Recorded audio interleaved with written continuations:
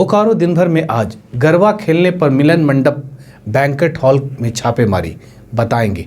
दशहरा को लेकर शांति समिति की बैठक, इसकी भी चर्चा करेंगे।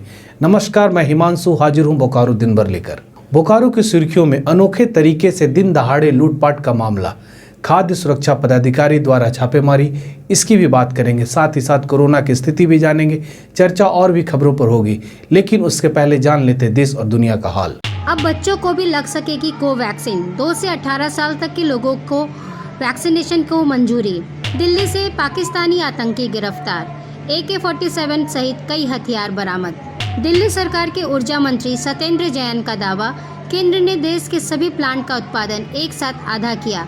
हम महंगी बिजली खरीद कर लोगों को दे रहे हैं। पश्चिम बंगाल के सचिवालय नब्बान के 14वीं मंजिल पर आग लग गई। हालांकि आग पर काबू पा लिया गया। सप्ताह के दूसरे दिन सेंसेक्स 148 अंक और निफ्टी 46 अंक बढ़कर हुआ बंद। सोने की कीमत प्रति 10 ग्राम 100 रुपए बढ़ी, तो वहीं चांदी का कीमत भी 100 रुपए प्रति किलोग्राम बढ़ी। अब एक नजर आपके राज्य झारखंड की 3 बड़ी खबरों पर। राज्यपाल रमेश बैस ने कहा कि राष्ट्रीय स्तर पर लाने के लिए राज्य के पर्यटन स्थलों का होगा विकास। कोविड के मद्देनजर मोबाइल वैन से 1 लाख से अधिक लोगों को टीका लगाने वाला पूरे राज्य में रांची बना पहला जिला। दुर्गा पूजा और पूजा पंडालों में होने वाली भीड़ को लेकर स्वास्थ्य विभाग अलर्ट पर। तो ये थी देश, दुनिया और झारखंड की खबरें। अब नजर डालते बोकारो के 9 प्रखंडों की खबरों पर, जो और सुर्खियों में बनी रही। कोविड गाइडलाइन का उल्लंघन कर गरबा खेलने पर चास SDM दिलीप प्रताप सिंह शेखावत के नेतृत्व में पुलिस ने सोमवार को मिलन मंडप बैंक्वेट हॉल में छापेमारी की और कोविड प्रोटोकॉल का उल्लंघन के मामले में मिलन मंडप बैंक्वेट हॉल को सील कर दिया गया।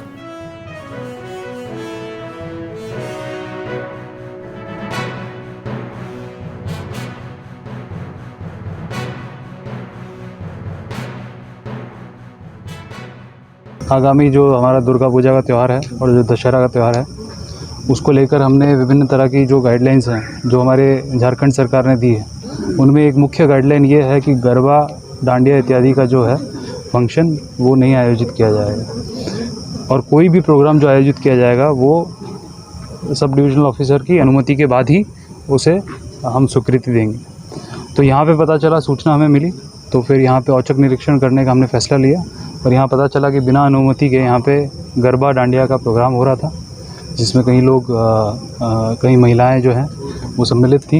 ये प्रोग्राम उन्नति फाउंडेशन की तरफ से हो रहा था और यहाँ के जो मिलन होटल के जो ओनर्स, उन लोग को भी हमने अपनी हिरासत में लिया है और ये एक एग्जाम्पल सेट कर रहे हैं पूरे बोकारो ज़िला के लिए कि हमारे सामने एक बहुत बड़ी चुनौती है कोविड-19। जो ऑर्गेनाइजर्स थे उनसे संपर्क कर रहे हैं, उनको नोटिस करेंगे, उसके बाद हम आगे की कार्रवाई करेंगे। बोकारो उपायुक्त कुलदीप चौधरी और बोकारो SP चंदन कुमार झा के संयुक्त अध्यक्षता में पर्व त्यौहार को देखते हुए कोविड के मद्देनजर और लॉ एंड ऑर्डर की व्यवस्था को लेकर समाहरणालय सभा कक्ष में सोमवार को शांति समिति की बैठक आयोजित की गई।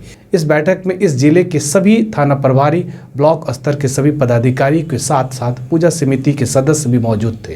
देखते हुए झारखंड सरकार आपदा प्रबंधन विभाग द्वारा कोविड-19 के मद्देनजर जो गाइडलाइन और दिशा निर्देश मिले हैं, उसी के संदर्भ में आज जिला स्तरीय शांति समिति की बैठक आयोजित की है। इसमें जो सरकार की जो गाइडलाइंस हैं, जिसमें स्पष्ट रूप से उल्लेखित किया गया है कि किस प्रकार से किसी तरह का कोई उद्घाटन, तोरण द्वार इत्यादि वहाँ पर नहीं बनाया जाना है, किस समय कितने व्यक्तियों की अनुमति दी गई है, उसके बारे में बिंदुवार सभी जो बिंदु हैं एक एक सदस्य को हम लोगों ने यहाँ से बता दिया गया है। सेम प्रक्रिया ऑलरेडी सभी थाना स्तर पर अपने शांति समिति की बैठक पहले की जा चुकी है। सभी प्रक्रियाएं लोगों को समझा दी गई है और पूरा हमें भरोसा है कि सरकार की जिला प्रशासन की इस अपील पर सभी बोकारो जिला के निवासी, सभी दुर्गा पूजा समितियों के सदस्य हैं, वो सहयोग करेंगे और एक शांतिपूर्ण और सुखद रूप से जो पर्व है उसको बनाने में हमारा सहयोग आवश्यक है। आज जो बैठक रखी जा रही है, उपायुक्त महोदय और पुलिस अधीक्षक के स्तर से सभी थाना प्रभारी और ब्लॉक के जितने अफसर हैं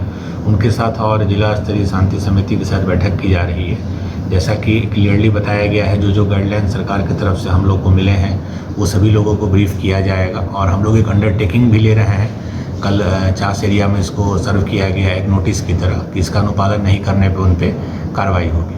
रही बात लॉ एंड ऑर्डर की, तो हमें इनफ फोर्स बाहर से भी हम लोग को मिले हैं। हम लोग सभी जगह उसको डिप्लॉय कर चुके हैं। हमारे फोर्स और ऑफिसर सिविल ड्रेस में भी रहेंगे गतिविधि पर नज़र रखने के लिए। हम लोग उम्मीद करते हैं कि शांतिपूर्वक वातावरण में हम लोग दुर्गा पूजा सेलिब्रेट। बेरमो के चंदपुरा थाना क्षेत्र में सोमवार को अनोखे तरीके से दिन दहाड़े लूटपाट का मामला सामने आया है। कुछ अपराधी किस तरह से लूटपाट का अंजाम देते थे, बता रहे हैं चंदपुरा थाना के सब इंस्पेक्टर दुल्लड़ चौड़े। मामला ये है कि 3/10/2021 को एक व्यक्ति जो है NFP एक्सप्रेस से वो आया था, तमिलनाडु में काम करता था। यहाँ के थाना में आके बताया कि इनके साथ जो है कि कुछ ठगी कर लिया गया है, ठगी करके सामान को चुरा लिया गया है।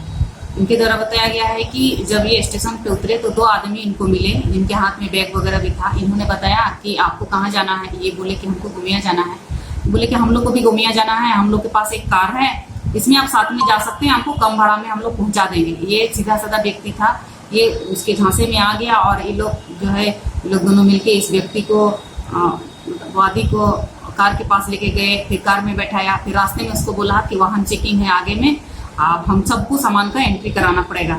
आगे ले जाके जो है एक जगह इन्होंने फुटबॉल मैदान के पास सुनसान जगह में ले जाके गाड़ी खड़ी की और इनको विश्वास में लिया कि आप सारा सामान हमें दे दीजिए। यहाँ तक उन्होंने ATM का पिन कोड तक भी मांग लिया कि हम भी अपना ATM कार्ड वगैरह सारे चीज़ का हम एंट्री कर रहे हैं, आप भी अपना एंट्री कर लीजिए। ये विश्वास में आके सारा सामान दे दिया उन लोगों को। इसके बाद इनको बदले में एक बैग थमा दिया, बोला कि इसमें लगभग 30 से 40 हज़ार रुपया है, आप इसको पकड़ के रोड किनारे आप खड़े रहिए, हम लोग एंट्री करा के आते हैं तो आपको साथ ले लेंगे। ये उसी विश्वास में खड़ा रह गया कि इनको भी 40 हज़ार रुपया कोई थमा के चल गया है, जिम्मेदारी वाली बात है। सो ये खड़े रह गए और ये लोग जो है सामान एंट्री कराने के नाम पे भाग गए। ये लोग जो है इससे पहले भी 2 बार गुमिया जाने वाले जो है पैसेंजर के साथ इस तरह की घटना कर चुके हैं। क्योंकि इस संबंध में हम लोग को कोई ज़्यादा जानकारी नहीं है, तो हमने इसमें जो है लगभग इस घटना के बाद हम लगातार अपना नज़र हम स्टेशन के बाहर जितने भी गाड़ी है उस पर हम लगाए हुए थे। किसी भी तरह से हमें इसको डिटेक्ट करना था और कल के डेट में हमें इसमें सफलता मिली। ये स्टेशन से थोड़ा सा आगे तारा नारे तरफ जाने वाला रास्ता में जो है एक अल्टो कार खड़ी थी जो संदिग्ध हालत में थी। हमने इसका चेक किया, जांच किया तो हमने देखा जिस तरह से बैग जो है वादी के द्वारा हमें दिया गया था सेम बैग, और उसमें बैग में रखा हुआ पेपर वगैरह जैसे कि ये पैसा प्रतीक हो और पानी का बोतल वगैरह सेम उसी तरह के बैग जो है 3-4 हमें मिले। इसके बाद हमने उनसे कड़ाई से पूछताछ किया तो उन लोगों के द्वारा ये अपराध स्वीकार कर लिया गया है। और फिर कार का हमने जांच पड़ताल किया तो उसमें से लगभग 6-7 मोबाइल मिले और कुछ एक हथियार नुमा लोहा का बना हुआ एक हंसुआ टाइप का दो हथियार सब बरामद हुआ। अब बात आज के कोरोना अपडेट की। बोकारो में पिछले 24 घंटे में कोरोना का एक भी नया मामला सामने नहीं आया। इसके बाद बोकारो में कोरोना की संख्या 2 हो गया, जबकि 1948 सैंपल जांच के लिए जमा किए गए। वहीं दूसरी तरफ जिले में 11,685 लोगों को कोविड का टीका लगाया गया। गुरु Govind Singh educational society and technical campus Kandra में आज मंगलवार को इंटेलेक्चुअल प्रॉपर्टी राइट्स का वर्कशॉप किया गया। वर्कशॉप का शुभारंभ दीप प्रज्वलित कर किया गया। साथ ही साथ एडवोकेट पल्लवी प्रसाद ने इंटेलेक्चुअल प्रॉपर्टी राइट्स के ऊपर प्रकाश डालते हुए कहा कि इसे समझना एक आम आदमी और खास आदमी सभी को जरूरी है। मुख्य अतिथि आकाश डे ने कहा कि स्पंदन नामक डॉक्यूमेंट्री फिल्म का MOU साइन करके मुझे बहुत खुशी मिल रही है। कार्यक्रम में गुरु गोविंद सिंह एजुकेशनल सोसाइटी के प्रेसिडेंट तरसेम सिंह ने सभी को शुभकामनाएं दी।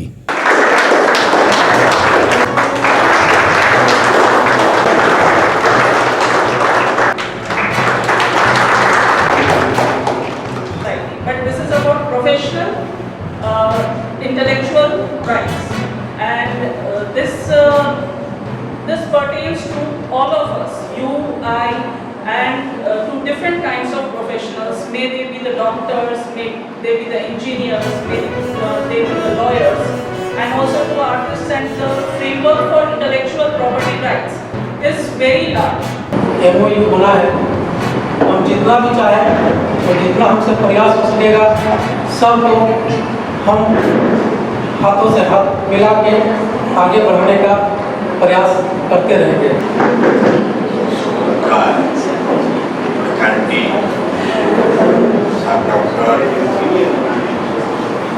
बहुत ही अच्छा दिन लग रहा है।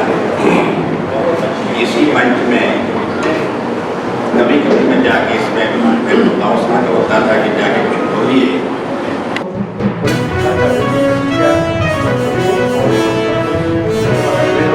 अपने बोकारो वासी और झारखंड वासियों को नवरात्रा की शुभकामना देता हूँ। जो इंटेलेक्चुअल प्रॉपर्टी है उसको कैसे उसका संवर्धन किया जाए और कैसे उसका कमर्शलाइजेशन किया जाए। दूसरी जो है वो कानून किस तरह से उसका पालन प्रोफेसर लोगों को करना चाहिए जब वो रिसर्च पेपर लिख रहे हों या किसी पेटेंट का रजिस्टर करना चाहते हों या फिर कोई डिज़ाइन बना रहे हो।